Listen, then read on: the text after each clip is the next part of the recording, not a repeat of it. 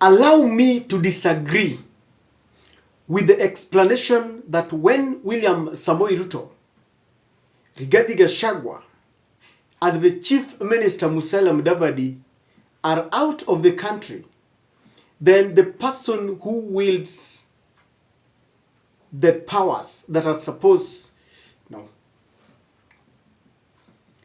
Allow me to disagree with the explanation that when William Samoei Ruto and Rigathi Gachagua are outside the country and the Chief Minister is also away, then none other than the Speaker of the National Assembly, Moses Masika Wetangula, is the man in charge.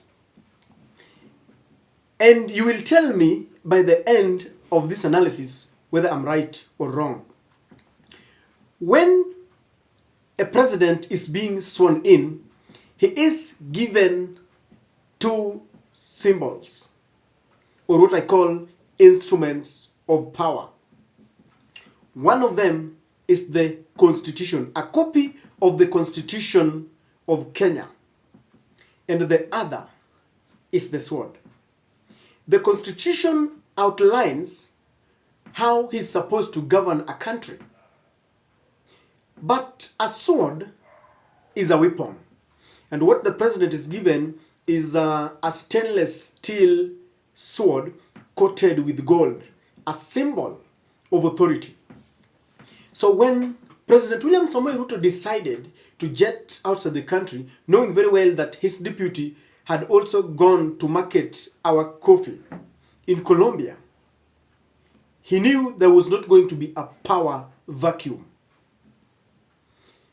With the two instruments of power being given, one rests with the Speaker of the National Assembly, and that is the Constitution. Because as the Speaker of the National Assembly, that is where laws are being argued. Legislation takes place there. But the sword does not rest with Moses Masika Wetangula. The sword rests with the military, the DOD. I believe that is where that sword is. And symbolically, Moses Masika Wetangula will temporarily hold the powers that is guided by the Constitution. But the real powers that are protected by the sword is with the military. Why exactly did William Ruto decide to jet outside the country together with the other two principals? William Ruto wanted to take that opportunity to mend fences with the military and the military boss, Major Francis Ogolla.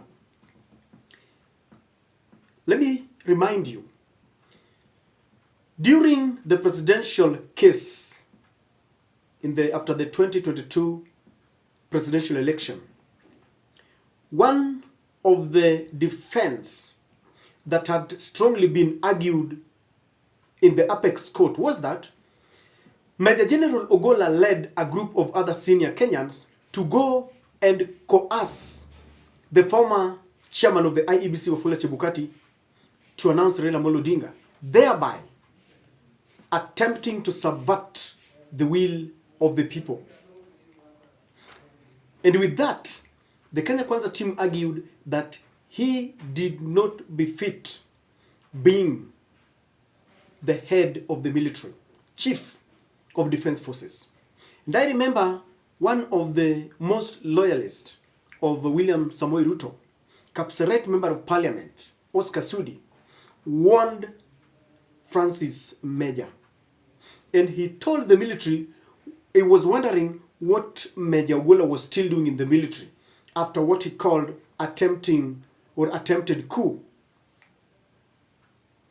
And so even after when the immediate former chief of defense forces was about to retire because his tenure was over, there was a strong argument that those who are close to President William Samoei Ruto did not want Ogolla to take over, because before the former President Uhuru Kenyatta retired, he had promoted Francis Ogolla and Mbadi to be the heir apparel in waiting.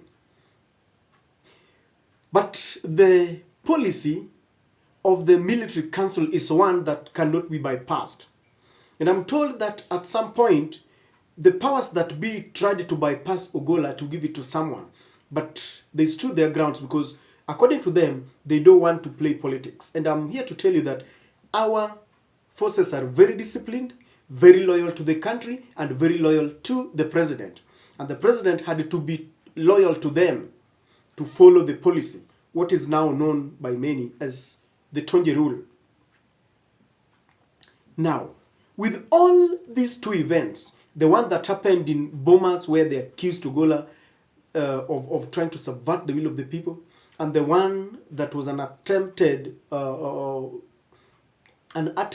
to prevent him from ascending to the highest hierarchy of the Kenyan military, William Ruto got an opportunity to act very smartly.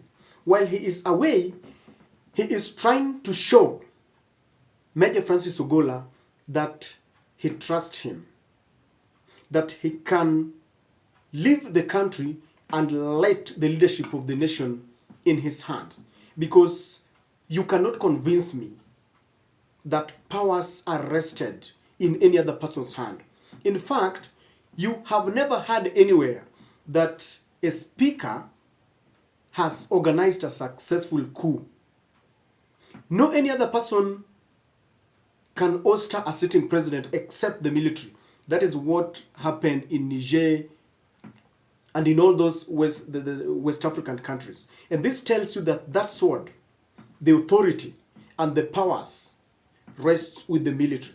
Anytime we have a national holiday, you will see the head of the military accompany the president as they go around. And this tells you that what gives the president the courage to rule is not the speaker or the leaders around him. It is not Gachagua that gives William Ruto the courage to stand before people as the president. It is our military, headed by Major Francis Ogolla. Whenever there is an external intrusion in our country, what gives the president the courage and the audacity to stand and warn that country is not the speaker, is not Rigathi Gachagua, is not any other person. It is the military. And ladies and gentlemen, William Ruto knew very well that there were speculations that they have bad blood between him and the military. And he took this opportunity to tell or to showcase Major Francis Ogolla that, man, I trust you. And I'm sure that wherever Ogolla is, he's also very happy because the president has given him a vote of confidence. Number two, there have been a lot of debate that Kenyans are tired with William Ruto, courtesy of the high taxes and the high cost of living.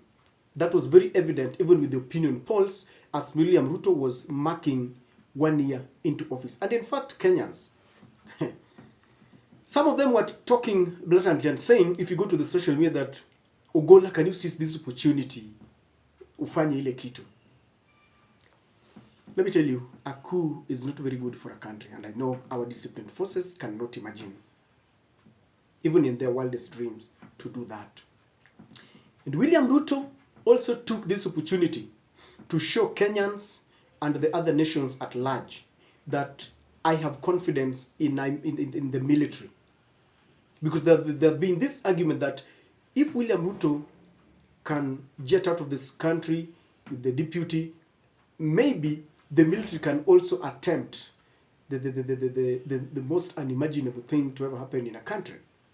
And so William Ruto is trying to show people that this argument is hot air, that their relationship with the military is one that is very cordial, they work together.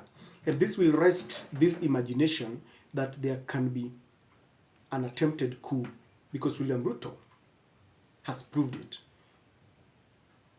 And please understand that the two symbols of power, the sword and the constitution, really are very important. And that's why Moses Wetangula is being mentioned. He's heading the constitution side. And you must also understand that there's a reason why it was decided that a weapon is given as a symbol. And so, ladies and gentlemen, this is an attempt to create and perpetuate a very wonderful dalliance with the military, and it is very important because anytime there is bad blood between the president and the military, that country cannot stand. And let me tell you, if a nation begins taking power by coup, it is something that really spells doom. I remember the story of Uganda, where we had Amin, Obote, then Sijui, Museveni. It's always bloodshed. And we always pray that we have a country that is peaceful. And I know ours is not really peaceful, but God has given us a wonderful country. Ni wachache tu ambao wanaharibu nchi yetu, but God gave us a very wonderful country in terms of climate, resources. If we can shun corruption, we really have a very good country. And so, ladies and gentlemen, William Ruto did not allow what looks like a power vacuum in vain. He was trying to send a coded message. And let me tell you, the message is home and dry. That is my take.